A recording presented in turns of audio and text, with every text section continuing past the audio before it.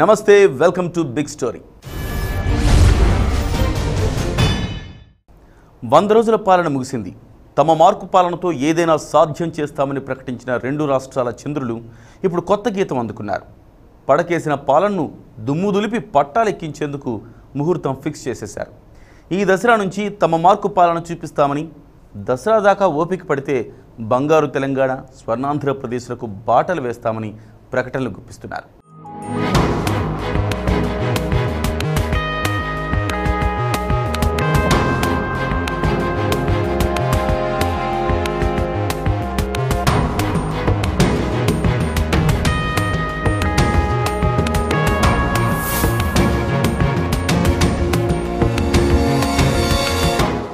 దసరా దాకా ఆగండి, తడాఖా చూపిస్తామంటున్నారు ఇద్దరు చంద్రుడు. 3 నెలల పాటు జరిగిందేమీ లేదు. దసరా వెళితే పాలనను పరిగెత్తిస్తాం అని ప్రకటనలు చేసేశారు. కానీ 100 రోజులు గడిచినా పాలన మొదలు కాలేదని ప్రకటించడాన్ని ఏమని అర్థం చేసుకోవాలి? హామీల కొండను కరిగించేందుకు గేర్ మార్చాల్సిన నేతలు ముహూర్తాలు పెట్టడం వెనుక ఆంతర్యం ఏంటి?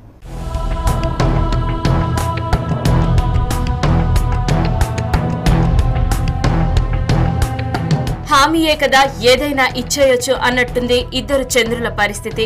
ఎన్నికల ముందు ఇబ్బడి ముబ్బడిగా ఇచ్చిన హామీలు నెరవేరకపోయినా ఇప్పటికీ వాగ్దానాల వర్షం కురిపిస్తూనే ఉన్నారు. ఇంతకీ వారు ప్రజలకు ఏమేమి హామీలిచ్చారు? వాటిని అమలు చేసే సత్తా ఇద్దరికి ఉందా? మరి లేకపోతే ఎందుకు హామీలిస్తున్నారు?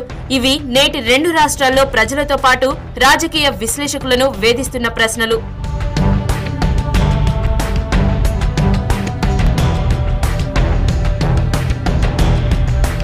కేసీఆర్, చంద్రబాబు ఎన్నికలకు మునుపు ఇవ్వాల్సిన హామీలన్నింటినీ ఇచ్చేశారు. కానీ సీఎంలుగా పదవి స్వీకారాలు చేసేసి 3 నెలలు దాటిపోయినా ఒక్క అడుగు ముందుకు పడలేదు. సరికదా 3 నెలల్లో తెలుగు రాష్ట్రాల్లో సమస్యలు పెరిగిపోతున్నాయి.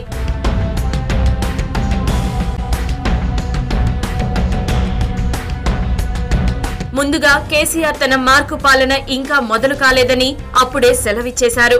పగ్గాలు చేపట్టి 4 నెలలు గడిచినా ఎజెండాను సిద్ధం చేసుకుని ప్రణాళికాబద్ధంగా చేయడానికి ప్రయత్నాలు చేస్తున్నామని, దసరా వెళ్లేదాకా వెయిట్ చేయాలని కేసీఆర్ సెలవిస్తున్నారు.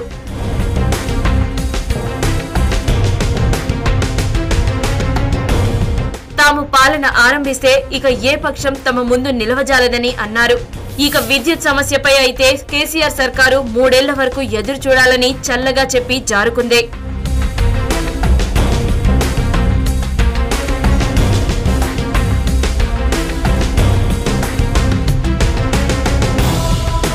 ఇక ఏపీ సీఎం చంద్రబాబు సైతం దాదాపు ఇలాంటి మాటల్నే వల్లెవేస్తున్నారు. రాష్ట్ర విభజన సమస్యలను సాకుగా చెబుతూ ఇప్పటి వరకు ఒక్క పని కూడా ముందుకు పడలేదని సెలవిచ్చారు. అయితే అడపాదడపా ఢిల్లీ పర్యటనలు చేసి వస్తున్న బాబు ఏదో ఒక మాట చెబుతూ కాలం వెళ్లదీస్తున్నారు.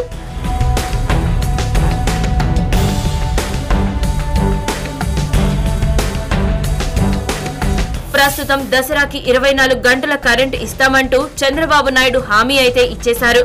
ప్రాక్టికల్ గా ఇది సాధ్యమా కాదా అనే అంశం నిలకడ మీదే తేలనుంది.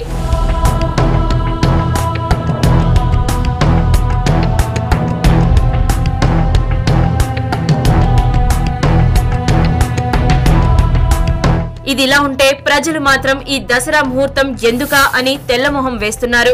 పాలన పగ్గాలు చేపట్టి అప్పుడే పావు సంవత్సరం గడిచిపోయింది. ఇప్పటికీ ఎక్కడి సమస్యలు అక్కడే తిష్టవేసి ఉన్నాయి. పింఛన్లు, రైతు రుణాల పంపిణీ, విద్యార్థులకు ఉపకార వేతనాలు, కరువు ఛాయలు, పెరుగుతున్న నిత్యావసరాల ధరలు, ఇలా సమస్యల సుడిగుండంలో ప్రజలు చిక్కుకొని సతమతం అవుతుంటే శ్రావణం పోయి భాద్రపదం, భాద్రపదం పోయి ఆశ్వయుజం అంటూ ఇద్దరు చంద్రులు టైంపాస్ చేస్తున్నారనే విమర్శలు వినిపిస్తున్నాయి.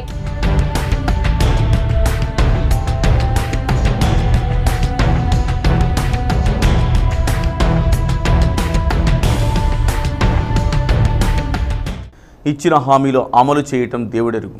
ఇంకా పెద్ద పెద్ద హామీలు ఇచ్చుకుంటూ పోతున్నారు ఇద్దరు సీఎంలు. ఏపీని సింగపూర్ చేస్తానని చంద్రబాబు అంటే న్యూయార్క్ చేస్తానని చంద్రశేఖరరావు అంటున్నారు. మన దేశంలోని నగరాలన్నింటికీ ఆదర్శంగా నిలిచిన చండీగఢ్ను విడిచిపెట్టి సింగపూర్, న్యూయార్క్ వెంట పడ్డం విచిత్రమేనని విశ్లేషకులు అంటున్నారు.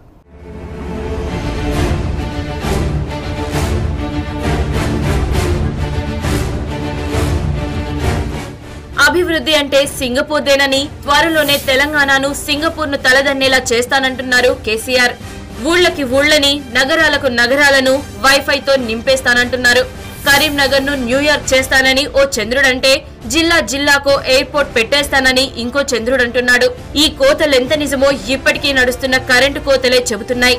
వీరిద్దరి వల్ల విమానాలు 2 రాష్ట్రాల మీద ఎగురుతాయో లేదో తెలీదు కానీ గాలిమేడలు మాత్రం కనిపిస్తున్నాయి.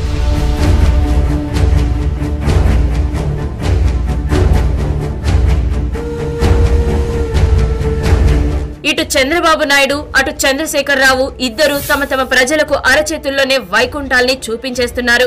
సమగ్ర సర్వే అంటూ ఒక్క రోజు హడావిడి చేసిన కేసీఆర్ ఇప్పుడు దసరా తర్వాత తన తడాకా చూపిస్తానంటున్నాడు. అంతేకాదు, తన ధాటికి ప్రతిపక్షాలు నిలబడలేవని ఘంటాపథంగా చెబుతున్నారు.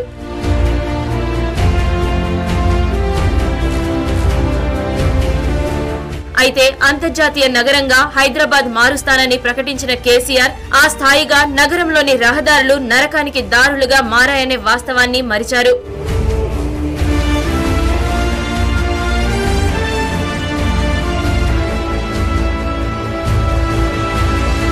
మేయర్ పీఠంపై కన్నేసిన కేసీఆర్ పగ్గాలు చేపట్టినప్పటి నుంచి మొత్తం ఫోకస్ హైదరాబాద్ మీదే పెట్టారనే విమర్శలు రాకపోలేదు. అన్ని ప్రాంతాల సమగ్ర అభివృద్ధితోనే బంగారు తెలంగాణ సాధ్యమనే సంగతిని పక్కన పెట్టి హైదరాబాద్ అభివృద్ధే బంగారు తెలంగాణకు నమూనా అంటే మాత్రం ప్రజా వ్యతిరేకత తప్పదనే విశ్లేషణలు వినిపిస్తున్నాయి.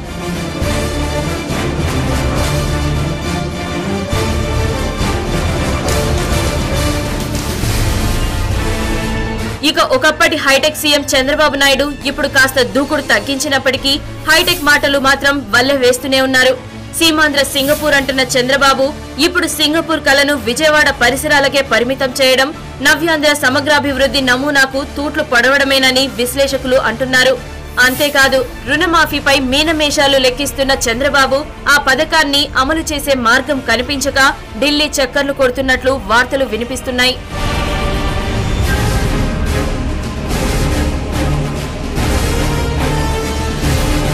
అలవికాని హామీలను, వరాలను కురిపించిన చంద్రబాబు వాస్తవ పరిస్థితులను ప్రజలకు చెప్పే ప్రయత్నం చేస్తున్నప్పటికీ పరిస్థితి చేయి దాటిపోయింది. రాజధాని నిర్మాణం ఓవైపు, రుణమాఫీ మరోవైపు చంద్రబాబు ముంగిట అతి పెద్ద సవాలుగా నిలిచాయి. ఇక నవ్యాంధ్రను సమగ్ర అభివృద్ధి చేస్తానన్న చంద్రబాబు కొన్ని వర్గాల ప్రయోజనం కోసం కొన్ని ప్రాంతాల వైపే దృష్టి కేంద్రీకరిస్తే మాత్రం వ్యతిరేకత మూటకట్టుకోక తప్పదు.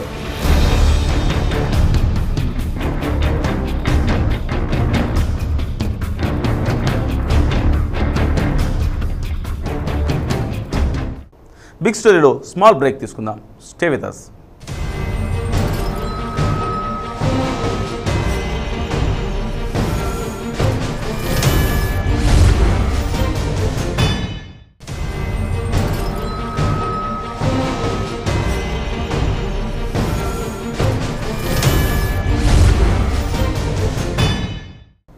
Welcome back.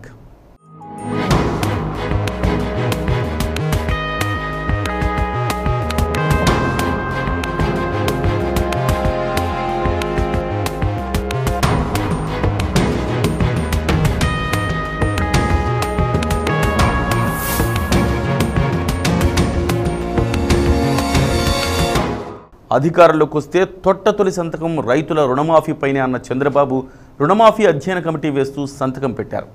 అలా మొదటి సంతకంపైనే విమర్శల పాలైన ఏపీ సీఎం ఆ తర్వాత కూడా హామీలు నెరవేర్చే పని మొదలుపెట్టలేదు. పాలనలో ఎదురవుతున్న సమస్యలపై 7 శ్వేతపత్రాలు విడుదల చేసి తప్పంతా కాంగ్రెస్ పైనే నెట్టే ప్రయత్నం చేశారు.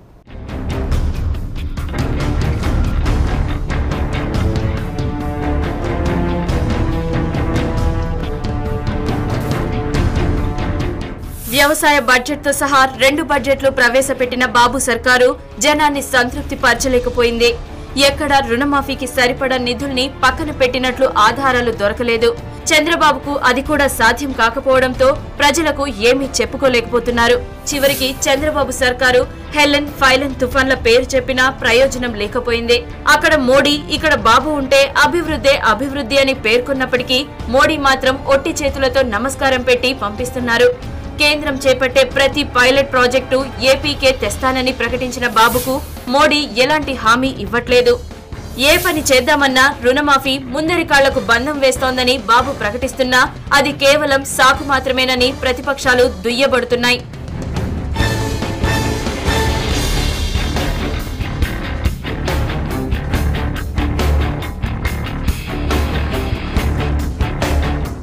జనం బాబును ఎన్నుకున్నది ఎందుకనేది అందరికీ తెలిసిందే.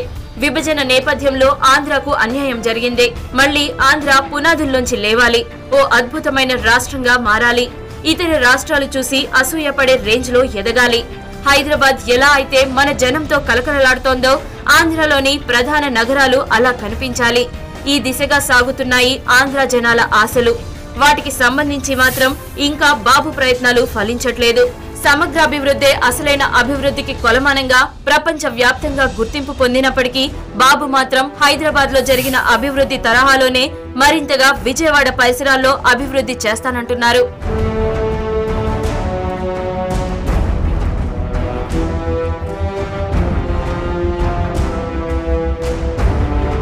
ఇక సీమాంధ్రలో జిల్లాకో విమానాశ్రయం చొప్పున మొత్తం 13 జిల్లాలకి విమానాశ్రయాలు కట్టించేస్తాను, కేంద్రాన్ని ఒప్పించేస్తానంటున్నారు చంద్రబాబు. అదెలా సాధ్యమంటే కేంద్ర విమానయాన మంత్రి అశోక్ గజపతి వైపు చూపిస్తున్నారు. ఇక 5 గ్రిడ్లంటూ హడావిడి చేసిన బాబు వాటి కార్యాచరణ ఎలా కొనసాగుతుందో, ఎప్పుడు మొదలవుతుందో ఇంకా ఎలాంటి సంకేతాలు ఇవ్వలేదు.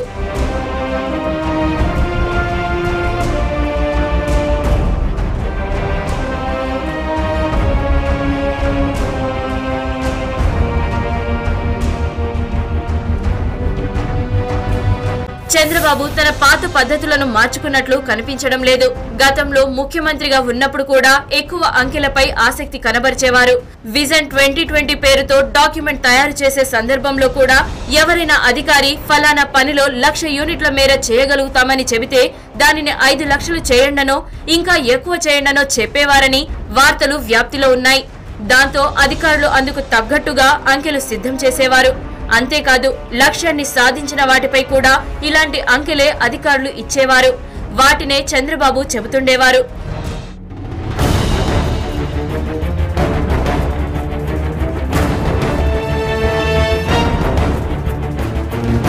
లక్ష్యం సమున్నతంగా ఉండడం తప్పు కాదు, కానీ లక్ష్యాన్ని ఎక్కువగా చూపించడం ద్వారానే అన్ని సాధించినట్లు భ్రమపడటం, భ్రమను కల్పించడం వల్ల అంతిమంగా ప్రజలకు నష్టం జరుగుతోంది.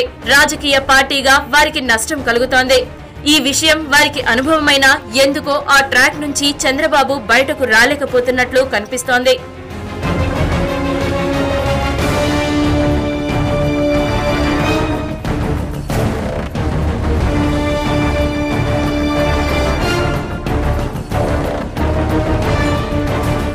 పోలవరం ప్రాజెక్టుకు నిధులు, ఉత్తరాంధ్ర, రాయలసీమలకు ప్యాకేజీ, పరిశ్రమలకు గాను ప్రత్యేక హోదా, ప్రతిపత్తి వంటివి కల్పించడానికి బీజేపీ ప్రభుత్వం ఇంకా వెనుకాడుతున్నట్లు కనిపిస్తున్నది.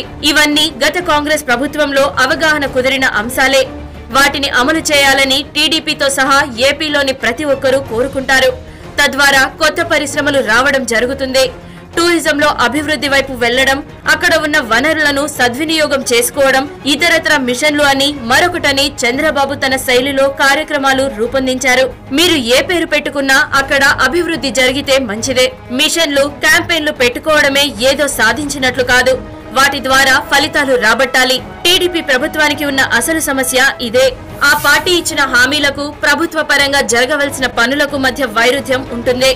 ఉదాహరణకు రాజధాని నగరాన్ని సింగపూర్ చేస్తామని హామీ ఇచ్చారు. ఆచరణకు వచ్చేసరికి సింగపూర్ ఎలా సాధ్యమని వెంకయ్య నాయుడే అంటున్నారు.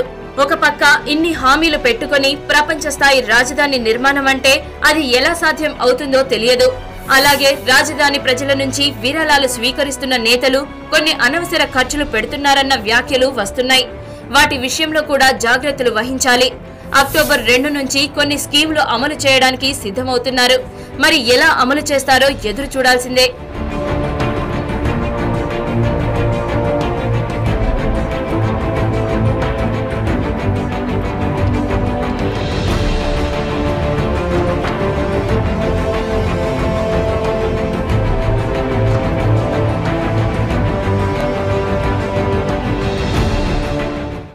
బిగ్ స్టోరీలో చిన్న బ్రేక్.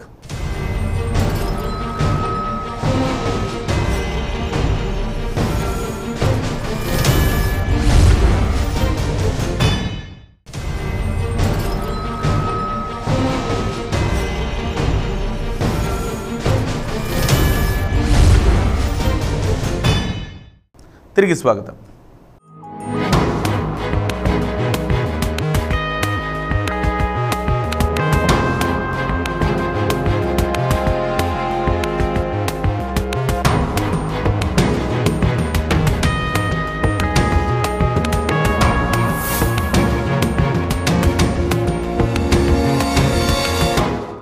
ఇక తెలంగాణ సీఎం కేసీఆర్ హైదరాబాద్ ఇప్పటికే సింగపూర్ అయిపోయింది కాబట్టి కరీంనగర్ను న్యూయార్క్ నగరంగా చేసేస్తారంటున్నారు.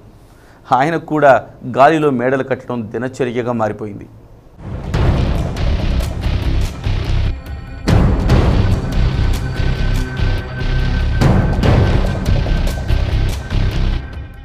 చంద్రబాబుతో పాటు కేసీఆర్ కూడా నగరాలను వైఫై నగరాలుగా మార్చేస్తామంటున్నారు.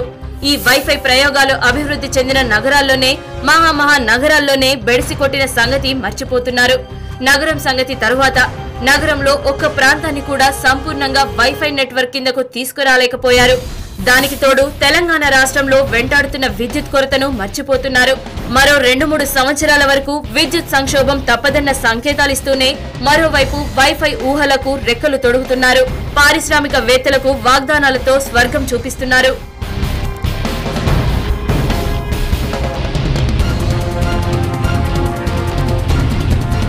చంద్రబాబు లాగే కేసీఆర్ కూడా రుణమాఫీలో బలంగా ఇరుక్కున్నారు. దానికి తోడు ఆయన దళితులకు 3 ఎకరాల భూమి, పేదవారికి 2 పడక గదులు, 1 వంటగది ఉన్న ఇల్లు కట్టిస్తానని గట్టిగానే చెబుతున్నారు. విద్యార్థుల ఫీజు భారం సరే, వీటికి సంబంధించి కేటాయింపులను వెంటనే ప్రజలు బడ్జెట్లో వెతుక్కుంటారు. అందుకే ఆయన బడ్జెట్ ను వాయిదా వేస్తున్నారు. ఈలోగా ఏది ఇల్లు అంటే రోజుకో గాలిమేడ చూపుతున్నారు.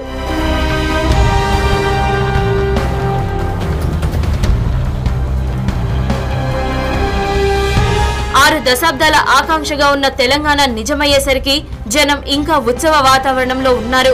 కాబట్టే ఆయన ఏం చెప్పినా, ఏం హామీ ఇచ్చినా అంతే ఆసక్తితో, అంతే ఆశతో తెలంగాణ ప్రజలు వింటున్నారు. ఈలోగా ఏదో ఒకటి చేసినట్టుండాలి. అందుకే ఇక్కడ బాబు శ్వేతపత్రాలు విడుదల చేస్తే కేసీఆర్ సకల జనుల సర్వే చేయించారు. విద్యార్థుల ఫీజు చెల్లించమంటే ఫాస్ట్ బిల్లు తెచ్చారు. మరోవైపు ఉద్యోగుల రెగ్యులరైజేషన్ కు వ్యతిరేకంగా ఉస్మానియాలో విద్యార్థులు ఆందోళన బాట పట్టారు. వారిపై జరిగిన లాఠీచార్జీ తెలంగాణ ప్రభుత్వాన్ని అప్రతిష్ట పాలు చేస్తోంది.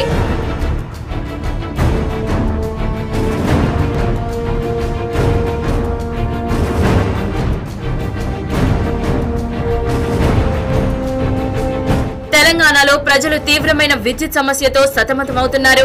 విద్యుత్ సమస్య నుంచి ఎలా గట్టెక్కుతారో కేసీఆర్ ఇప్పటికీ చెప్పలేకపోతున్నారు. ఇప్పటికే తెలంగాణ వ్యాప్తంగా పట్టణాల్లో, పల్లెల్లో అప్రకటిత కరెంట్ కోతను విధిస్తున్నారు. దీంతో పంటలు పండక రైతులు ఆత్మహత్యలు చేసుకుంటున్నారు. విద్యుత్ కోతలకు నిరసనగా పలు జిల్లాల్లో రైతులు ఉద్యమిస్తున్నారు. ఈలోగా సింగపూర్ టూర్ కి వెళ్లి వచ్చిన కేసీఆర్ ఆయన ఇంకో సింగపూర్ కడతానని అనలేదు. కానీ సింగపూర్ ను కట్టిన ప్రధాని దానిని ఎలా కట్టాడో రాసిన పుస్తకాన్ని తెలుగులోకి తెస్తానని హామీ ఇచ్చారు.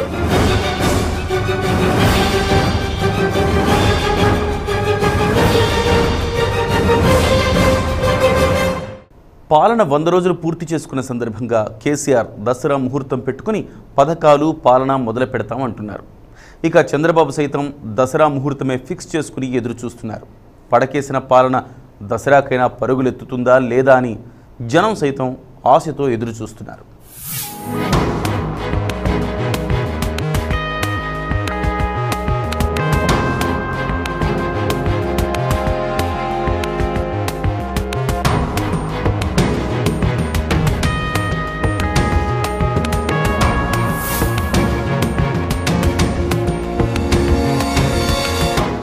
ఇది ఇవాల్టి బిగ్ స్టోరీ.